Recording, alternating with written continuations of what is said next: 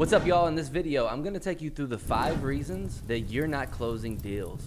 Let's go. All right, disclaimer, I don't pretend to know everything. I just know the stuff that I know to be true for me. These videos are meant to document my knowledge and my experiences at this point in time in my journey. And like everyone, I expect to grow and change. So hopefully you can take a little bit from this video and implement it into what you are doing. My name is Jack Sumner, and what I do is I train digital closers to create a job replacing income from anywhere.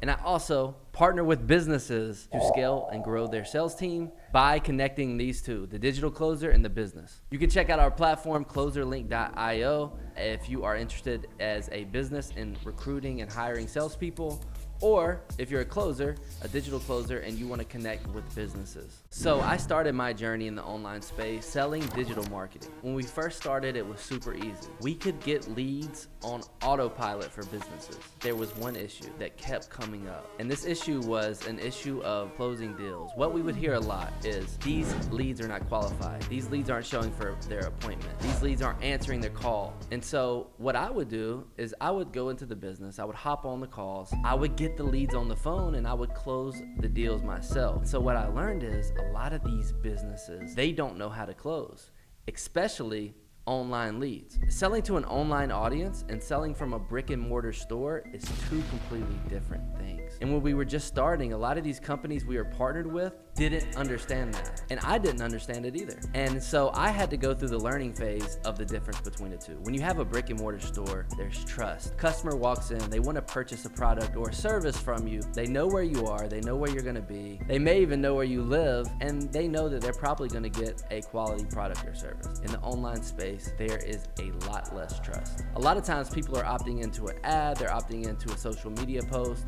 they're messaging you through Facebook, Instagram, could be TikTok, and they're interested in purchasing. But as we know, there can be a huge lack of trust, understandably. And so this is what I had to learn. This is what all these businesses also had to learn. And so what I did is I set out on a journey to solve this problem.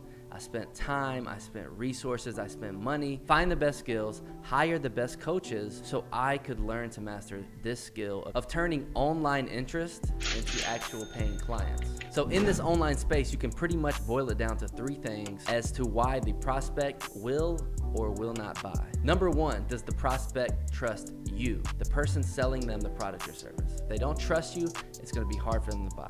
Number 2, does the prospect trust the company that they will be buying from?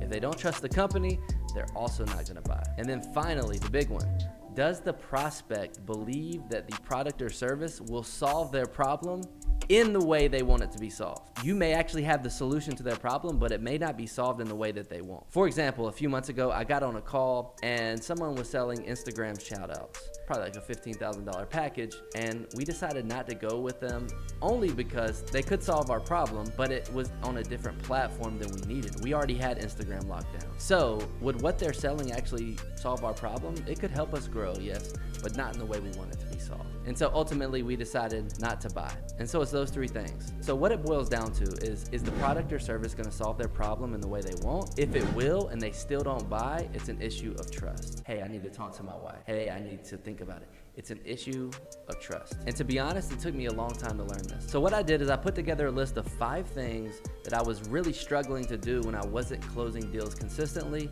or I was in a little bit of a closing slump. This could apply to you as a closer to help you make more commissions, or this could apply to you as a business owner trying to make more sales for your company. Number 1, finding the prospect's true pain point. What are they losing by not solving this problem? If their problem is they make $100,000 a year and they want to make $1 million a year, the price that they're paying is $900,000 a year to not solve that problem. When you know the pain point and you know the problem, you can better diagnose how you can help this prospect. Number 2, belief in the product or service. When you're the business owner, sometimes it's easy to believe in your product or service. You love it. But if you're a closer, you're new partnering with this company, sometimes the belief is the issue you're not closing deals. A lot of times it's your belief in the product or service as the reason you're not closing deals. Okay, and so to get that belief up, I want you to shift your focus from the outcome to the process.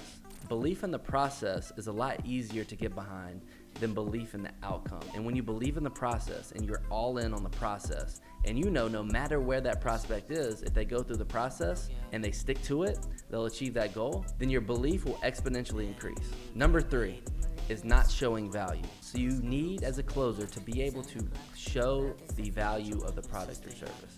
There's an old saying, we've all heard it. If there's a Lambo, we know it's a $250,000 Lambo. I bring it to you and I offer it to you for $5,000. It's worth $250,000. I offer it to you for $5,000. You know for a fact that you're gonna receive that Lambo. You're gonna find the $5,000. You're gonna call a friend, you're gonna call a parent, and you're gonna get that $5,000 because it's the value. And when you can't show the value of a product or service, prospect is not gonna buy. The best way to show value is by creating reality around how this product or service has helped other people with similar problems. So you can do this by showing your testimonials. If you have a community, you can show people inside the community the successes and ultimately giving them a vision of what it's gonna be like after they start.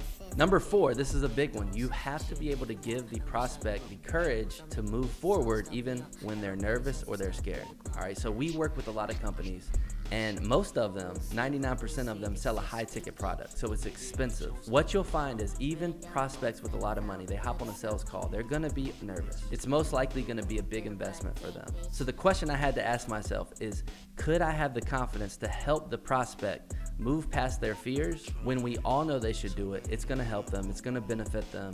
They're a perfect fit, but they're just a little bit nervous. And to do this, you have to remember that the prospects came to the call wanting a solution to their problem and wanting to get started. And so when you can build the confidence to give them the courage to move forward, you're gonna be unstoppable as a closer. And number 5, this is my favorite, stop putting your limiting beliefs on a prospect. I used to catch myself putting my limiting beliefs on a prospect. I used to get thoughts like, oh man, it's gonna be tough for this company or this person to work with us and actually do well and actually succeed. Sometimes I would look at the prospect's shortcomings and doubt their potential success with the product that I was selling. What that does is it leads to a lack of belief. A lack of belief leads to a lack of sales. This goes back to number 4. How could I have the confidence to give someone the courage to move forward when in the back of my mind, I'm putting limitations on this prospect? And so for a lot of you new salespeople, you're taught, find a problem and offer a solution. And that's what sales is built on. And that's great, and that's how you should do it, but it can really lead to this issue. To change this, what you wanna do is you wanna find their problem, you wanna find their pain point, but as you're talking to them, you wanna start to visualize how you can help them, and you wanna start to see them as their best version, as the person they would be as if your product came in and solved all their problems in the way they wanted it to be solved. All right, so those are the 5 key things. Those are the notes to self that I found myself doing when I wasn't closing deals. So if you're going through a slump, if you're just starting out, write these 5 things down. Find a way to become aware of when you're doing some of these things and do it in the right way. If you do that, I can almost guarantee you your close rate's gonna increase, your commission's gonna increase. If you own a business, your sales, your closes are gonna go up, and ultimately your revenue. All right, so hopefully this helped you. You can learn from it, and we'll see you on the next video. Appreciate you.